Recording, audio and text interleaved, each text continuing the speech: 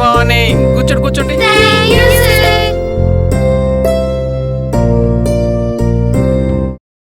ఈరోజు మన పుస్తకంలో ఉన్న పాఠం కాదు, ప్రపంచం మొత్తం చదువుతున్న పాఠం స్వచ్ఛ భారత్. ఆ స్వచ్ఛ భారత్ గురించి ఈరోజు మనం పాఠం చెప్పుకుందాం. మన ఇంటిని శుభ్రంగా ఉంచుకోవాలి.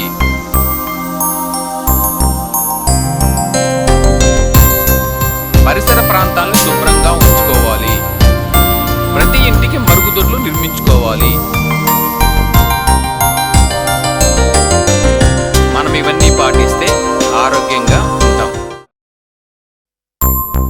మన ఇంటిని శుభ్రంగా ఉంచుకోవాలి.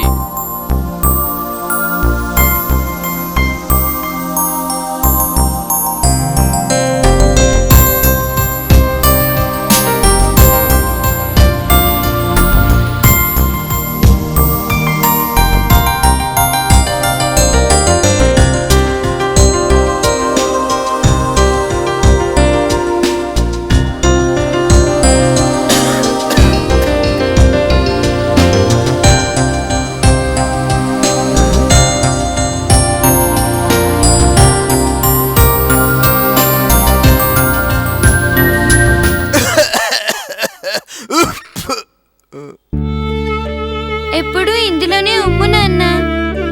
నా బంగారు తల్లి. ప్రతి ఇంటికి మరుగుదొడ్లు నిర్మించుకోవాలి. నాన్న, మనం కూడా మరుగుదొడ్లు కట్టించుకుందాం. ఊరంతా బయటికి వెళ్తున్నాగా, మనకెందుకమ్మా మరుగుదొడ్లు? అందరితో పాటే మనం. ఛీ!